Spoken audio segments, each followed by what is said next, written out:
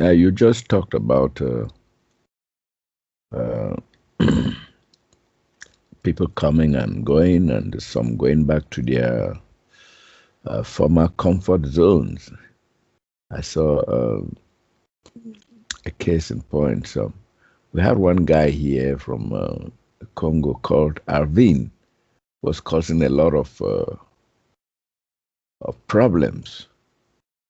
I saw one on one X page.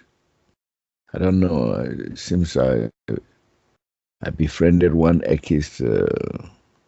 We are friends on Facebook. So something came up. You know how Facebook is viral. So I saw Arvin there. He's putting in a lot of energy with the corporation. It's writing some. Suddenly he's learned some English and trying to make himself seen and heard there, just like he was doing here. I say, yeah, it's really his learning curve is really long. So just to corroborate what you've said, and you find Joseph. Joseph went back to religion, and he still has an eye on the new presentation. I'm sure he's regretting why he even overtly uh, left. Just to add to what you said. Okay, then you talked about you brought this comparison with building a house, the various stages of building a house. That reminds me of what I read about at the time they called him. I don't know whether it's a real guy too, Milarepa, who was involved in black magic and had to be punished. He would build a house, and his master would tell him there was a fault in the building, in the conception. He'd pull it down and build it again, over and over and over, until they suddenly told him to stop when he had not even completed the building. He was involved in black magic, and later on became what we might call what we want to call a real guide. So I want to ask: is it possible to go through black magic to finally come to the new presentation? I see people that have been involved in any of these things. I've met them, and I'm more than happy to cheer them on, simply because what you're seeing is that, and it doesn't matter what they've done, all right? If they've been mercenaries or whatever, once they step here, because we've all done everything each lifetime, they have went through being the risk taker. That's what I see. You see, most of the world wants to be passive, but there are very few that will take the risk and do these things. And really, why they've become involved with black magic or whatever it is, it's simply because they, like unlike others, took the risk at that particular time. They were risk takers. They really risked their lives even without seeing it, and many times they knew people that become in witchcraft and whatever. And so, yes, I'm more than happy to see them step up. Yeah, anybody like that, because those people, for the most part, I see, they usually listen. Where the passive people, they're looking for something to cling on to that's done for them. You see the difference, Charles?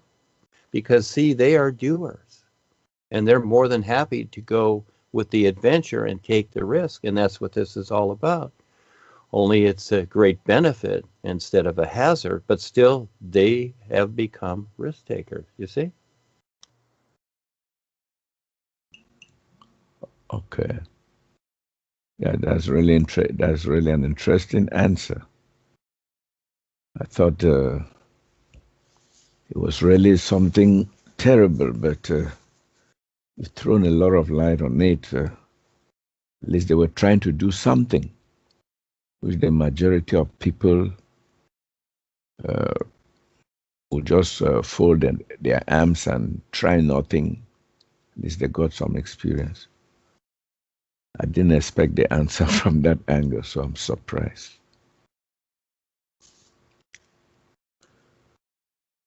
Okay, Duane,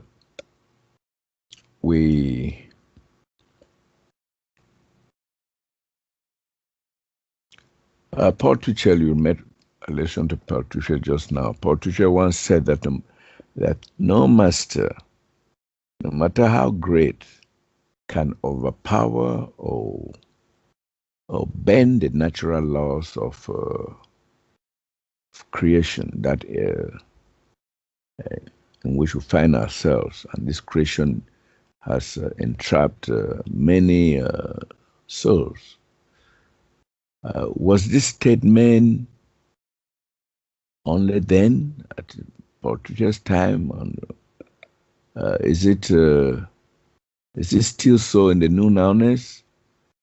I used to imagine that the new man and the real guides could just say it and it will be done. Maybe even override the laws of nature or the restrictions that are found within creation. So, what do you say about this, then? That's an interesting question, Charles. And could you, could you try it out to see if it works and then get back to us? If I were the new man, I would know from that position. Well, you don't have to be anything but yourself. And so, again, anybody can try it. All right. So, yeah, it's a little bit funny. In other words, Paul is basically saying, all right, you kids out there that are trying to do something and thinking that you can control nature and creation and whatever, well, you're only fooling yourself, you see. It's kind of like what we're going through now with the geoengineering, where these knuckleheads that are flying the planes and doing in the earth with the chemtrails and everything else, the Wi-Fi, the HARP, think that they can control the environment, and really they can't. By the very fact that they're destroying it proves that they cannot. You see, and things are done without control, aren't they? It's like planting trees for the benefit of the environment. That's not about control, that's about doing something. So there is a difference. So the whole idea exists the same as it always has, and that is it's a fallacy in people's mind. In other words, one person thinks that they can create some kind of magic like Merlin or whatever, and thinking that they rule the so-called laws of nature. No such thing. In other words, yes, the cause and effect reality in creation, it's fine with people playing with what it is. But, again, it's not that there's repercussions, but with everything, in such ways, there is always cause and effect. And it may not show up right away, just like the healing idea, where there are healers out there and people are healed, but it may not show up till later. And a lot of these people, after years, they all of a sudden disappear. They really do. They've done far out things. I mean, people even, using their hand to do an operation on somebody or whatever, cut them open and do this or that or what have you. After a while, these people disappear and you can't find them anymore. It's like, where are they? So things aren't always as they seem. And when you're dealing with how the natural environment is, especially in creation, okay, that's, things happen. So, and we see this in the era we're in with, you want to talk about black magic, look at the atomic weapons and the atomic bomb. That's tremendous black magic. And again, trying to, these are individuals trying to handle the so-called forces of nature. We'll just use that term. But it always comes out bad, doesn't it? Just like Monsanto. and with the genetics and whatever. It always comes out bad, no matter what they do. Instead of learning what it really is and complying accordingly with what life is. And so this is the lifestyle we're living on the planet Earth today, all the confusion, drama, deaths, poisoning, etc., because the experiment has went wrong, because again, the little minds of man have decided they know, they're thinking in their minds that, oh, I can know more than life itself. A plant is very simple. Something, you put a seed in the ground, here comes a little flower. But here comes a person along, and the plant is very fragile, but the person is big, and it can just rip the plant out and squash it all up and say, oh, this is nothing, I can do better, you see. So that's the attitude, isn't it? So we're experiencing and living all that now. Yes, it's a very radical, age of demise we're in because of the choices that have been made. So, so much for all these ideas people have where they think they can control the so-called forces of nature or what's taking place. It's proven every moment right now that we're in, they cannot. No such thing, you see?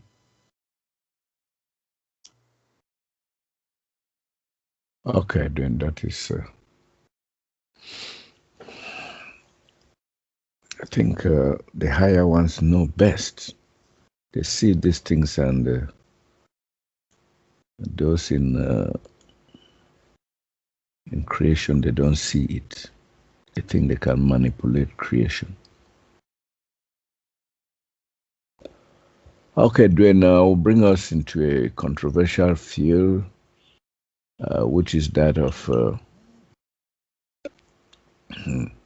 what I may call semantics. It is said that in the new presentation, we sing the new, but the hue is chanted. They chant the hue, but we sing the new. But then I find to chant and to sing seem to be some kind of synonyms. So here, are we the victims of semantics or what?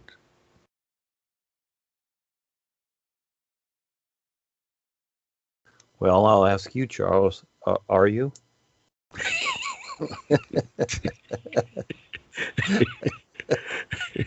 Are you a victim, Charles? Well, we don't have a victim department yet, do we, Kelsey? Do we have a victim department? Are we thinking about that? Val, you want to take that on? Val's the dean here. Okay, I don't know. Maybe Val's thinking about it, but that's a good question, Charles.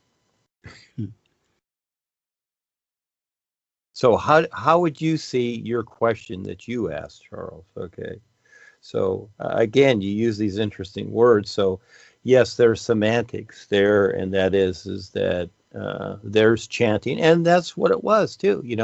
Paul started it. Chant the hue. He started the word chant. yeah. I decided not to use the word chant. I decided to use the word sing, and they have sing hue also, but it originally started with chant, and so and it goes back to the and even before the so-called Gregorian chants and all this thing, these chantings, and I guess the idea is that it's not really singing, it's just repetition is what it is. It's a repetition, okay? And so that's the idea. So again, I'm just doing, basically what I'm shown and adding my little creativity to it, to where what I see, etc. And, when I was shown the new as an example, I was just shown NU, but I decided to add the extra U, which I've said before, which was the U represented just the U, but now I do the YU, which represents the is, this unknown reality that's endless. And so I added the U, so it became the new U. I kind of like that better than just new, like hue. So I like new U. And later on,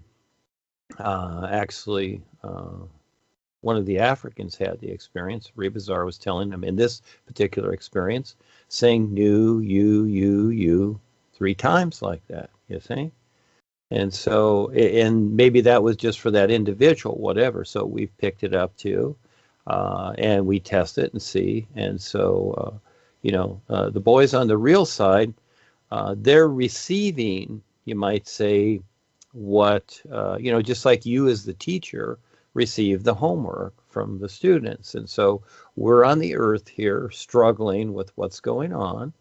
And so we're doing whatever we can. And so they're receiving, what we're providing. And so it comes out to be what it is. So they're looking at it too and fine tuning it is what they're doing on into the isness life is, and vice versa. So that's my story. That's how I saw it, and I just wanted to. I didn't want to copy everything or hardly anything, if anything, that Paul had presented, because the corporation owns it now. It's theirs, and it's fine. I'm not interested in it. I saw that on the real side too. When I took the Rod of Power 2001, I saw it on the real side, the crumbling building, and a big impression hit me when I was next to it. It's like, I don't need anything here.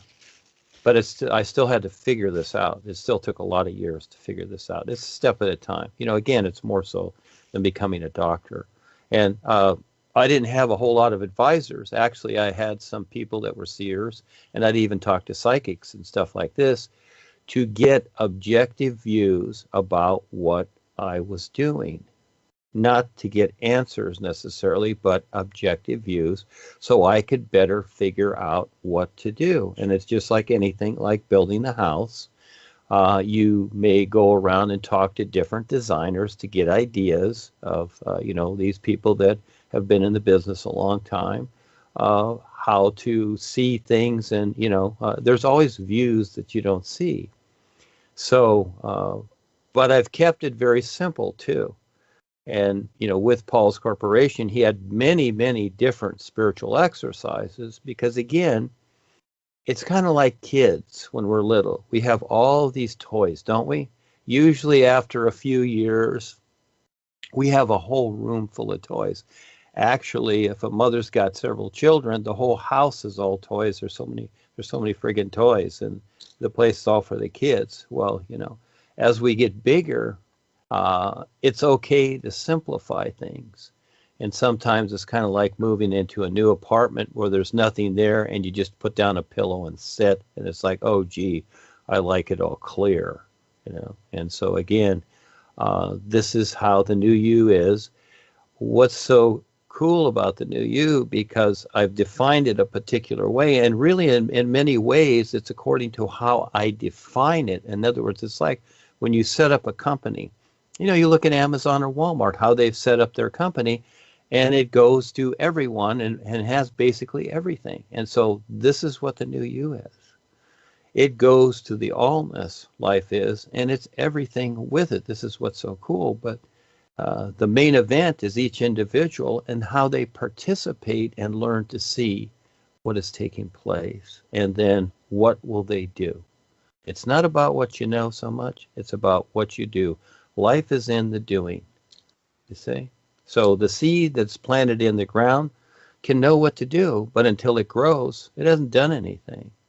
So with each of us, it's the same, and making sense of it, especially with what the world is today. So yes, I would say that simpler is better, and that, yes, singing, and that's all I could come up with, but that makes sense. You sing it as opposed to just, the old chanting ideas. But then again, it's each person will figure it out for themselves.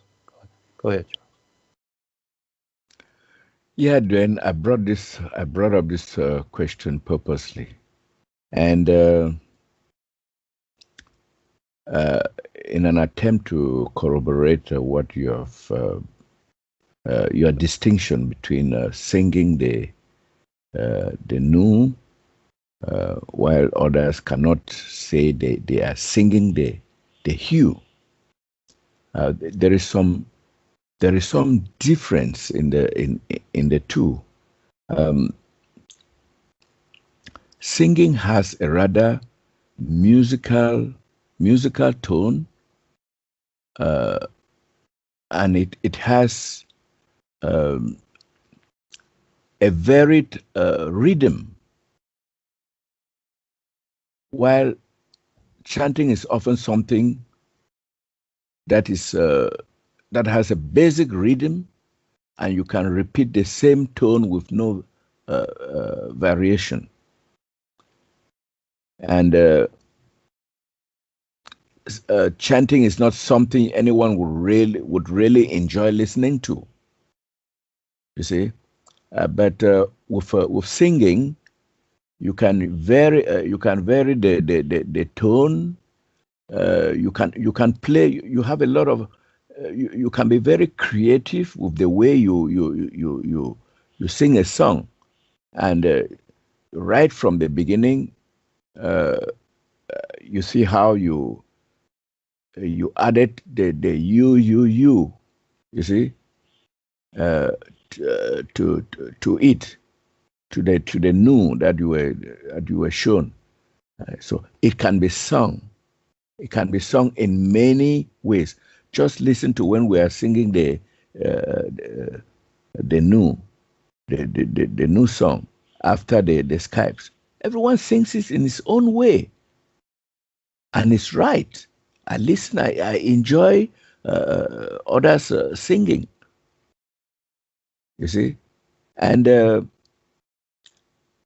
it's not like a repetitive chant that people are doing with a basic rhythm that everyone must follow. Uh, uh, that is just set and it's fixed. You see, and they say singing is normally singing something for a ritual purpose of some kind. So chanting would do is much linked to some kind of ritualism, while singing is fluid, creative, malleable, and all that.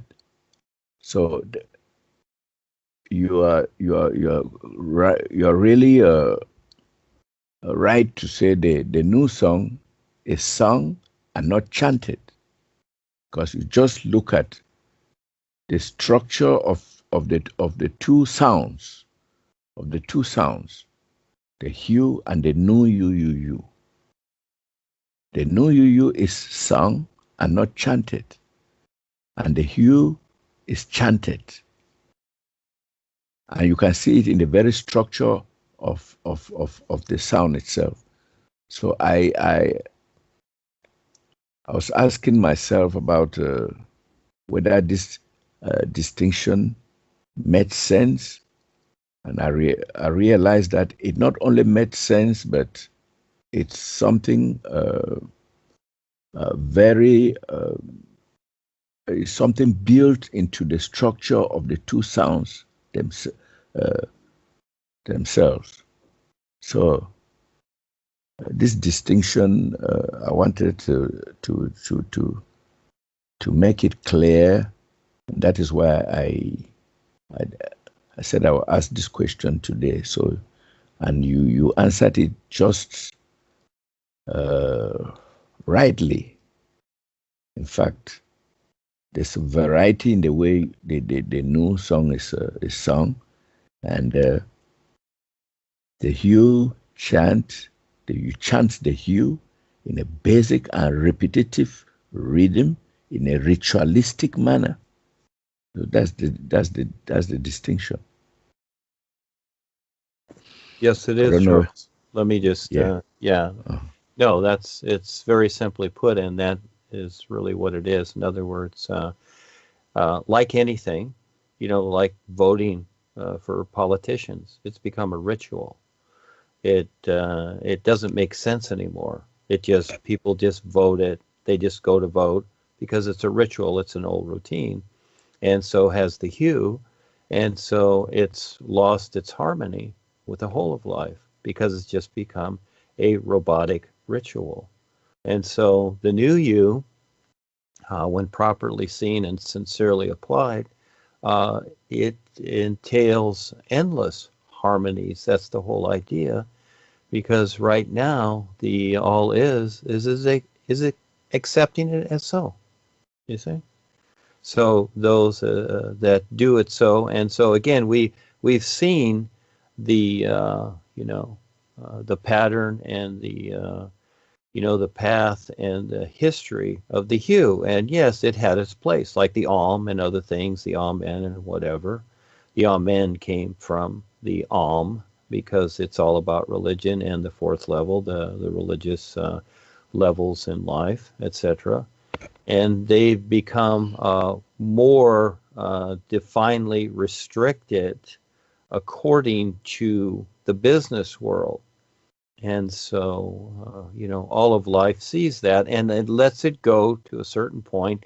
Then it steps in like anything. It steps in and says, okay, now I'm new over here. And so you might say it came out perfect, which it has, because it's new and it's and you. And in a way, who would have thought it? And it's so simple, isn't it? And so, yes, this is what is new and always new. Now, this is the best part. Again, is that every moment it's new. It's not the same old hue, you see? So those that chant the hue, what do they base it upon? They base it upon history, which is tradition, because it's been around a long time, because it's really, really old. All right. And the new you is always new every moment. And so with their viewpoint, because they think old, these people, they look at us and think, okay, well, you're new and you're like nothing. You've copied this or whatever, you made this up, etc. But they don't see that life is new every moment, just like a newborn child. It's always new every single moment. Not like when I created it at a certain point, whenever that moment was, or created the ideas along with what I experienced. That's not it. Or established in 19 or 2001 or 2007 or whatever. I don't do that stuff, you see? Because everything is brought into now, right now, always now. And the business world uses that, just like the corporation. What did they have last year? They had 50 years to celebrate how old they are. Really, they're not really that old compared to everything else, and even this realm and this galaxy. But to them, they're old. It's like 50 years. It's like an old couple celebrating their 50-year anniversary. While this is a big deal, what they're really saying is that we're old, okay? And they look at us, it's like, well, and what do we say? Well, we're new. And it's like, well, you're nothing because we're old. You see the difference? So whatever, everything's fine. Well, you make the choice. You want to be old and get older, or do you want to always be new and be new and new? Yes. Yeah, thank you for that addition, Duane.